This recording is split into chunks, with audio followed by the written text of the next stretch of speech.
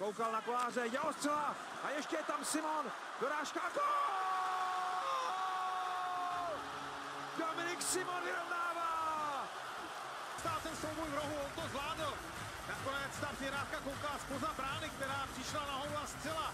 To bylo to, co bylo důležité, a to byl Zaťovič, který tečoval ten puk ve vzduchu. Těsně před kusem dokázal ten puk jen tak lehce postrčit do vzduchu a to rozhodlo. Měl ve výšce té střely lapačku, ale nahoru už nedosáhl, protože to bylo hodně blízko. Novotného formace není ještě kompletní.